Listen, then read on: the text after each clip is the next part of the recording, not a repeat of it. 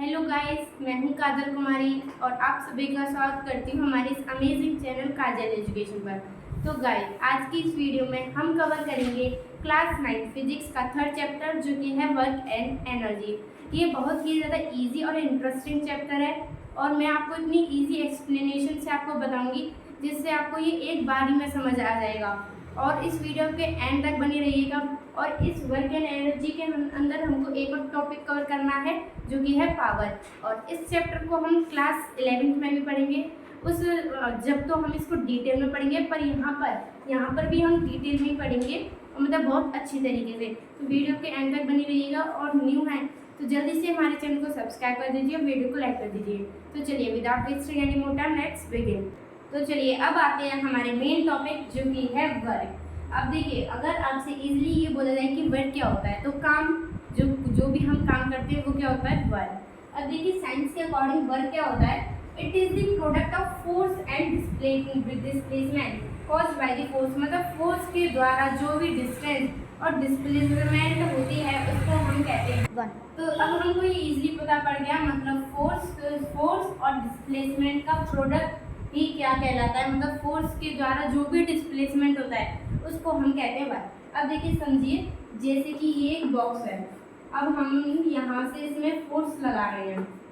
अब यहाँ से हम इसमें फोर्स लगा रहे हैं, अब ये यहाँ तक चले गया तो मतलब इसने क्या किया, अपनी डिस्प्लेसमेंट कुछ इसमें जो डिस्प्लेसमेंट कवर की, इसने कुछ डिस्टेंस कवर किया। अब हम इन दोनों की जो प्रोडक्ट होगा उसी को हम कहते हैं वर्क। मतलब इन दोनों की जो प्रोडक्ट आएगा उसको हम कहते हैं वर्क। और अगर हम जब हाई क्लासेस में पढ़ेंगे, इसको 11th में पढ़ेंगे, तो वहाँ पे इसको डॉट कहते हैं और वो उसके जो वेक्टर होता है उसके अकॉर्डिंग दी जाती है। बट वो हमारे अभी कोर्स में नहीं है, अभी हम 9th में, तो अभी हम इतना ही पढ़ेंगे। तो वर्क क्या होता है, फोर्स इनटू स्पीड। अब देखिए, ये तो आपको समझ आ गया। अब हम पढ़ेंगे एनर्जी के बारे में। अभी कंप्लीट नहीं हुआ है, अभी हम डीपली इसमें जाएंगे, पर अभी थोड़ा थोड़ा सारी डेफिनेशंस देख लेते हैं। अब हमने वर्क तो समझ लिया, अब आते हैं हमारे नेक्स्ट टॉपिक जो कि है एनर्जी। अब एनर्जी क्या होता है, अगर हिंदी में बात करें तो ऊर्जा। अब देखिए, कोई भी वर्क होगा, मतलब कोई भी हम जैसे काम कर रहे हैं तो उसके लिए सबसे पहले हमको एनर्जी की ज़रूरत होती है। अगर एनर्जी नहीं होगी तो काम ही कहाँ से हो जाएगा। देखिए, यहाँ भी ये लिख रहा है, it is the capacity to do work. मतलब ये किसी काम को करने की कैपेसिटी है। हम किसी काम को जब भी कर सकते हैं जब हमारे पास एनर्जी होगी। एनर्जी नहीं है तो कोई काम कैसे हो सकता है। तो जब काम तभी होगा जब क्या होगी, एनर्जी। मतलब हम इनको अगर इजिकल टू में भी कह सकते हैं कि एनर्जी इजिकल टू वर्क। मतलब एनर्जी होगी तभी काम होगा। तो यहाँ भी लिख रहा है, it is the capacity to do work. अब एनर्जी तो आपको समझ आ गई। अब इसकी बहुत सारी फॉर्म्स ही होती हैं, वेरियस फॉर्म होती है। देखिए, वो फॉर्म कहते हैं, देखिए, heat energy, light energy, electric energy, solar energy, chemical energy, mechanical energy, sound energy. ये बहुत सारी एनर्जी होती है। मतलब अभी ये ऐसे गिनतियों में नहीं है, ये बहुत सारी तरह तरह की एनर्जी होती है जिसको हम भी कह सकते हैं। तो अब ये जो वेरियस फॉर्म ऑफ एनर्जी है, इनमें अलग अलग तरह की एनर्जी लगाई जाती है। जैसे हीट के लिए हीट एनर्जी और लाइट के लिए। अब देखिए, अब ये है law of conservation of energy. अब देखिए, ये क्या होता है, law of conservation of energy.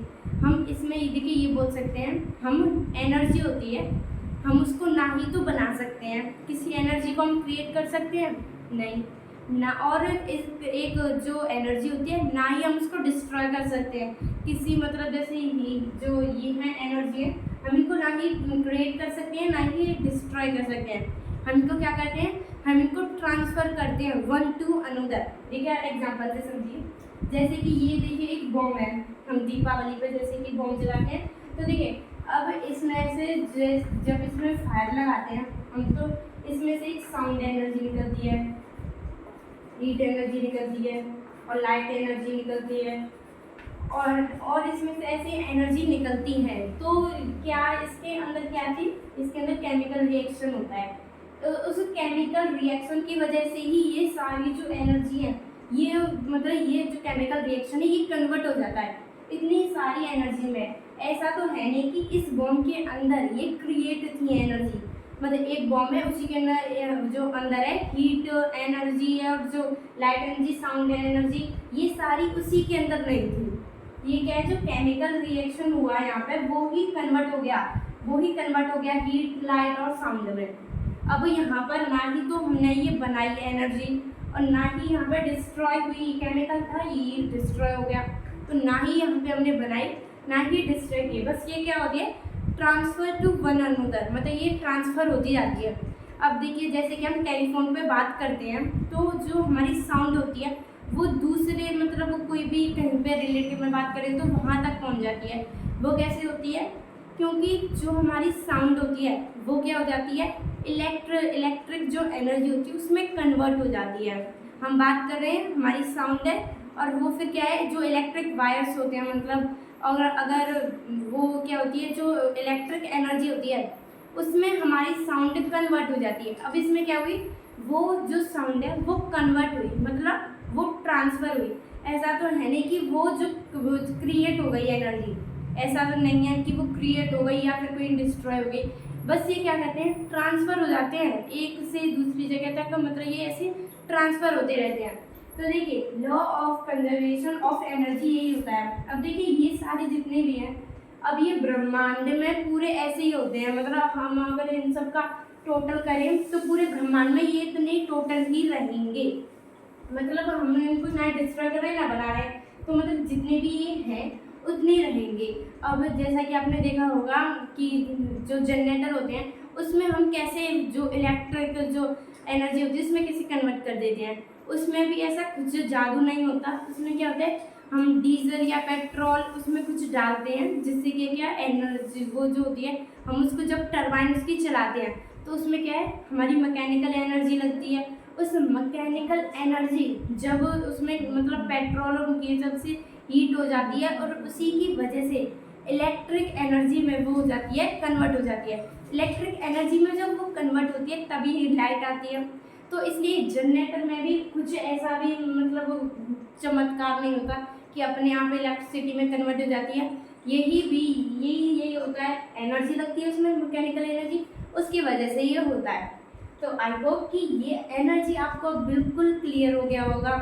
और अब चलिए अब हम इसके आगे बढ़ते हैं, जो कि हमारा पावर जो हमको, और अब उसको हम और डिटेल में पढ़ेंगे। देखिए अब हम आते हैं हमारे कॉन्सेप्ट जो कि है पावर। अब देखिए पावर क्या होता है। अब जैसे कि हमने फर्स्ट कॉन्सेप्ट पढ़ा था अपना वर्क, तो वर्क क्या होता है, फोर्स और डिस्प्लेसमेंट का जब हम प्रोडक्ट करेंगे तो हमारी जो वर्क है, जो वर्क होती है वो आ जाती है। अब जैसे कि मैंने आपको कहा कि ये जो देखिए दीवार है यहाँ पर, हमको इसको खिसकाना है।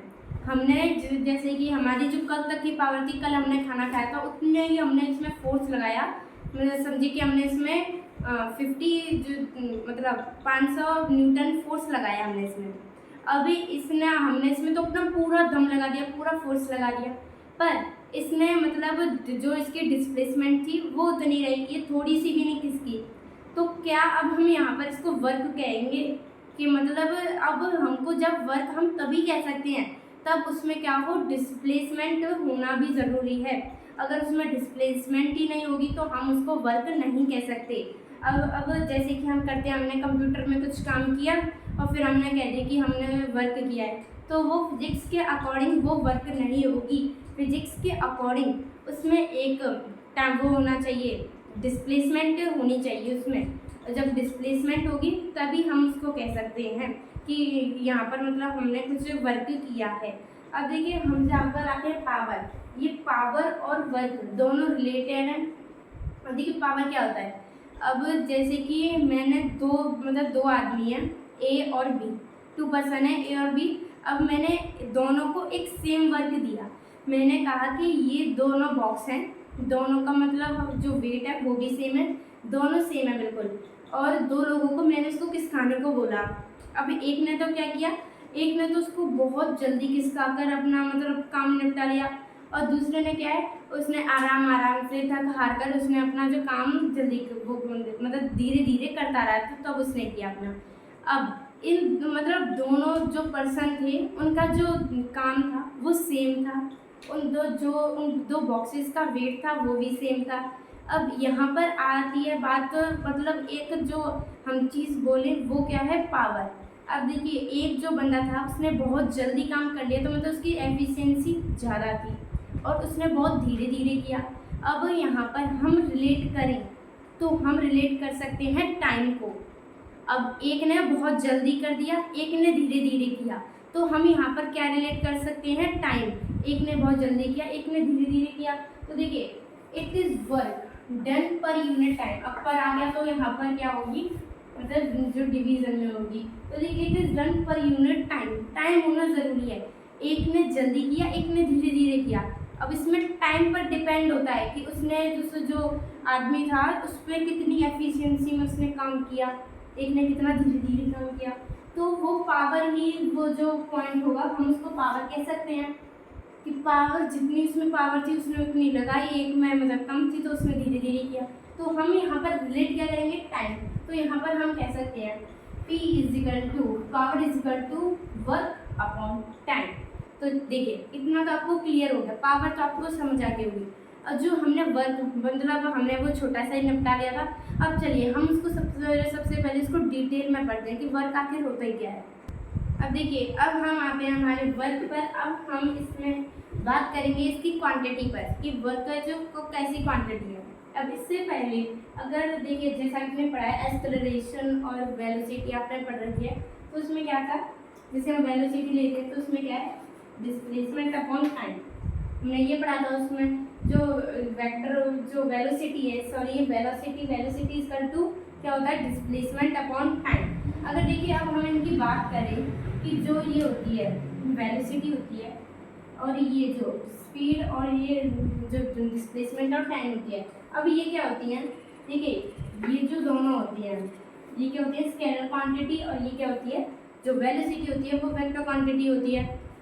सॉरी ये स्केलर होती है, ये वेक्टर होती है, हमने ऐसे पढ़ा था उसमें। अब जब हम वर्क की बात करें कि वर्क कैसी एनर्जी है, तो हम हमेशा बोलेंगे कि जो वर्क है ये कैसी क्वांटिटी होती है, ये हमेशा वेक्टर क्वांटिटी होती है।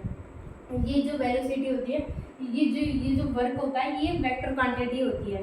अब ये तो परमानेंट है कि जो वर्क होगा वो हमेशा क्या होगा, वो हमेशा वेक्टर क्वांटिटी होगा। अब हम जब इसकी बात करें, अब देखिए यहाँ पर तो ये क्रॉस जो मल्टीप्लिकेशन हो रहा है, बट जब हम इस चैप्टर को जब हम 11th में पढ़ेंगे तो वहाँ पर 2 टाइप के मल्टीप्लिकेशन होते हैं। देखिए एक तो होता है जैसे कि ये डॉट, एक तो डॉट मल्टीप्लिकेशन होता है और एक होता है एक क्रॉस मल्टीप्लिकेशन। ये 2 टाइप के मल्टीप्लिकेशन हम उसमें पढ़ेंगे।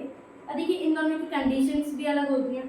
अगर हम डॉट वाले में अगर हम किसी दो मतलब चीज़ों को जब प्रोडक्ट करेंगे तो वो हमेशा किस में आएगी, वो हमेशा स्केलर क्वांटिटी आएगी।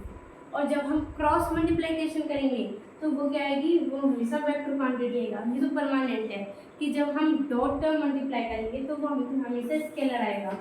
तो यहाँ पर भी हमने बस लिख दिया है ये क्रॉस, पर यहाँ पर हम जब आगे क्लासेस में जाएंगे तो वहाँ पर ये डॉट हो जाएगा। जैसे कि हम वहाँ पे अलजेब्रिक का मतलब हम ये जब पढ़ेंगे जब अलग, तो यहाँ पर क्या हो जाएगा, डॉट हो जाएगा। तो वहाँ पर अब ये क्या है, अब ये स्केलर क्वांटिटी हुई। देखिए भले से ये तो एक वेक्टर क्वांटिटी है, बट ये दोनों क्या है, ये दोनों अलग अलग है। ये दोनों है स्केलर क्वांटिटी, क्योंकि यहाँ पर हो रहा है डॉट मल्टीप्लिकेशन। और डॉट मल्टीप्लिकेशन में हमेशा हम ये लिखते हैं, और जब हम उसमें टेक्नोमेट्री भी पढ़ेंगे जब हम आगे, तो उसमें कॉस थीटा ये आते हैं। अब देखिए कॉस थीटा कैसे आते हैं, अब जैसे कि कोई ये ऑब्जेक्ट है, अब देखिए यहाँ पर ऐसे धागा लग रहा है तो यहाँ पर क्या है, फोर्स लग रहा है। और देखिए हमें अब इसमें अब ये हमें ऐसे तो इसमें फोर्स लग रहा है, पर ये बढ़ेगा किस तरफ, इस तरफ। तो इसमें कुछ होगी, ये डिस्प्लेसमेंट भी होगी कुछ इसमें। तो अब देखिए ऐसे ही जा रहा है, और यहाँ पर जैसे इसमें देखिए 60 डिग्री, तो यहाँ पर ये हो जाती है कॉस थीटा, ऐसे इसमें ये एंगल में ही कन्वर्ट हो जाते हैं। पर वो तो हम आगे हाई क्लासेस में पढ़ेंगे, अभी इसमें 9th में कोई पढ़ने की जरूरत है नहीं। तो देखिए आप बस इतना क्लियर कीजिए कि वर्क है जो वेक्टर क्वांटिटी है, बट ये दोनों हैं ये क्या है, स्केलर क्वांटिटी है। चलिए आई होप कि ये वर्क आपको क्लियर हो गया होगा। चलिए अब हम आते हैं हमारी पावर कॉन्सेप्ट, जो कि हमको और डिटेल में पढ़ना है। अब देखिए अब हम अगर इनको मेज़र करने की बात करें तो देखिए ये मेज़र कर कैसे होंगे। तो देखिए जैसे कि ये P है, अब देखिए पावर इक्वल टू क्या होता है, वर्क अपॉन टाइम। अब देखिए वर्ग किस में मतलब मेजर होता है, जूल में। तो देखिए हम इसको लिख सकते हैं, देखिए जैसे कि ये जूल है, ये 1, और टाइम को हम किस में मेजर करते हैं, सेकंड में। तो देखिए सेकंड भी 1, तो देखिए जूल 1 सेकंड 1, हम इसको कह सकते हैं, मतलब हम इसको इसमें मतलब मेजर कर सकते हैं। अब हम इन दोनों को मिलाकर हम एक क्या लिख सकते हैं, हम लिख सकते हैं एक वाट। देखिए अगर हमसे मतलब अब डिफाइन करने आ जाए कि एक वाट क्या होता है, तो देखिए हम सिंपली डिफाइन कर सकते हैं। अब देखिए हम उसको सिंपली डिफाइन कर सकते हैं, मतलब कोई भी काम जो कि 1 जूल में हो रहा है, 1 जूल की पावर में मतलब कोई भी काम हो रहा है कितनी देर में, 1 सेकंड में। 1 सेकंड मतलब जो जूल 1 से कोई भी काम हो रहा है 1 सेकंड में, तो हम उसको कह सकते हैं 1 वाट। हम तब उसको कहेंगे 1 वाट, क्योंकि वहाँ पर क्या है 1 जूल में और 1 सेकंड में काम हो रहा है, तो वहाँ पर हम कह सकते हैं कि वो 1 वाट में है। अब ये ज़्यादा भी हो सकते हैं, मतलब वो वक्त के अकॉर्डिंग, टाइम के अकॉर्डिंग ये तो होते रहते हैं। अब देखिए अगर हम इसकी देखिए यहाँ पर तो हमने ये 1 वाट में देख लिया। अब देखिए जैसे कि हम जब गाड़ी चलाते हैं तो उसमें मतलब जितना भी हमारा वो आता है, ये पावर मतलब कितनी यूज़ हो रही है, तो हमारी कमर्शियल यूनिट होती है जो हम कार्स में यूज़ करते हैं, वो क्या होती है हमारी कमर्शियल यूनिट। उसमें क्या होता है, ये 1 किलोवाट होता है और 1 हॉर्स पावर होती है ये। अब देखिए 1 किलो मतलब 1 किलोवाट क्या होता है, इसमें 1 किलोवाट में क्या होते हैं, इसमें थाउजेंड्स वाट होते हैं, थाउजेंड्स वाट होते हैं किसमें, 1 किलोवाट में। और देखिए एक हॉर्स पावर में अगर मैं बात करूँ तो इसमें कितने होते हैं, 746 वाट होते हैं। अगर इसमें हम कमर्शियल मतलब 2 टाइप्स में हम इस कमर्शियल यूनिट को मेजर कर सकते हैं, किलोवाट में, हॉर्स वाट में। अब देखिए इतना तो आपको क्लियर है कि पावर होता क्या है। और देखिए अगर जैसे कि आपको बात करूं कि पावर, जब इसमें क्या होता है, पावर में क्या होता है हमारा इम्पोर्टेंट, पावर में होता है हमारा इम्पोर्टेंट टाइम का होना, क्योंकि यहाँ पर पावर जब भी पता पड़ेगी मतलब कितने टाइम में, कितने मतलब टाइम लगा उसको कोई भी काम करने में, तो हमको वहाँ पर उसकी पावर पता चल जाती है। तो देखिए अब आपको पावर तो बेसिकली आपको क्लियर हो गया होगा। चलिए अब हम आ जाए हमारे नेक्स्ट कॉन्सेप्ट पर। देखिए अब हम इसको आगे, अब देखिए पावर में हम एक और टॉपिक पढ़ लेते हैं। जैसे कि आपने देखा होगा, अब हमारे घरों में जैसे कि होता है मीटर लगा होता है, मतलब जो भी इलेक्ट्रिसिटी जितनी भी हम कंज्यूम करते हैं उसका जितना बिल आता है, बट वो जूल में जो अगर हम वहाँ की बात करें कि वो कितने बिल किसके अकॉर्डिंग बिल देते हैं, तो जहाँ पर भी ये मतलब जो काउंट करते हैं, जो वो होती है काउंटिंग होती है वहाँ पर, वो जूल में नहीं होती। फिर वो किस में होती है, वो जूल में नहीं होती, वो किस में होती है, किलो। देखिए यहाँ पर लिख रहा है kilowatt, one kilowatt आर में होती है। अब देखिए ये क्या होता है, जैसे कि मैंने आपको दिखाया था, देखिए ये मतलब एनर्जी होती है, एनर्जी में कन्वर्टर जो एनर्जी होती है उसको कन्वर्ट करने के लिए देखिए 1 किलोवाट आवर हम इसमें करते हैं। देखिए जैसे कि हमने पावर की हमने क्या पढ़ी थी कि पावर की होती है वर्क अपॉन टाइम, हमने ये पढ़ी है वर्क अपॉन टाइम। बट हम जो वर्क को एनर्जी भी तो लिख सकते हैं, क्योंकि एनर्जी से तो वर्क होगा, अगर एनर्जी नहीं है तो वर्क ही नहीं होगा। तो हम यहाँ पर ये लिख सकते हैं कि power is equals to energy upon time, हमने ये बना ली। अब देखिए टाइम रिजल्ट चला जाएगा, अब यहाँ पे क्या होगी, पावर भी आ गया और टाइम भी आ गया, और इजिकल्स टू में ये तो रही एनर्जी। और देखिए अब यहाँ पर क्या है, अब देखिए यहाँ पर पावर भी आ गई और टाइम भी आ गया, तो अब हम यहाँ पर ये किलोवाट आवर लिख सकते हैं। अब यहाँ पर किलोवाट आवर हमने लिख दिया है इजिकल्स टू एनर्जी। अब देखिए यही यहाँ पर है, अब यहाँ पर क्या है कि एनर्जी को निकालने का फॉर्मूला है। अब यहाँ पर इससे हमारी जितनी भी एनर्जी जैसे कि हम घरों में यूज़ करते हैं तो वो एनर्जी हमारी निकल आएगी। अब देखिए जैसा कि हमने पढ़ रखा है कि देखिए 1 जो किलोवाट होते हैं उसमें कितने होते हैं, थाउजेंड्स में, उसमें 1000 होते हैं वाट, 1000 वाट भी तो होते हैं। अब देखिए जब हम इसको आर में निकालेंगे तो हम इसमें क्या करेंगे, हम इसमें इंटू कर देंगे 60 इंटू 60 का, हम इसको ऐसे कर देंगे। अब देखिए अब ये क्या हो जाएगा, मतलब 3600, तो देखिए अब 3 जीरो यहाँ पर और वहाँ पर, देखिए 3600, अब 3 जीरो यहाँ पर आ गई, तो देखिए अब हम इसको लिख सकते हैं 3.6 मल्टीप्लाई 10 की पावर 6। अब हम इसको इसमें लिख सकते हैं। अब आपको एक चीज़ इसमें ध्यान रखनी है कि 1 किलोवाट आवर इजिकल्स टू कितने होता है 3.6 मल्टीप्लाई 10 की पावर 6। 1 किलोवाट आवर की अगर हम बात करें तो वो क्या होता है 3.6 मल्टीप्लाई 10 इतना होता है। अब देखिए अब ये पावर तो हमने ऐसे निकाली, मतलब अब इसके अकॉर्डिंग मतलब जो भी हमारे घरों में मीटर होते हैं उसके अकॉर्डिंग इसके अब नाप आता है जितने अभी हम कंज्यूम करते हैं। आई होप कि ये वीडियो और ये सारी कॉन्सेप्ट आपको क्लियर समझ आ गए होंगे। तो ये वीडियो तो यहीं पर एंड होती है। अब मैंने उसकी जो पार्ट्स की वीडियो है वो भी बना दिया है, उस वीडियो के लिए मैं आपको डिस्क्रिप्शन बॉक्स में मिल जाएगी। और अगर ये आपको थोड़ी सी भी अच्छी लगी हो, थोड़ी सी भी हेल्पफुल लगी हो तो फटाफट से हमारे चैनल को सब्सक्राइब और वीडियो को लाइक कर दीजिए। तो चलिए आज के लिए बस इतना ही, तब तक के लिए बाय बाय, टेक केयर।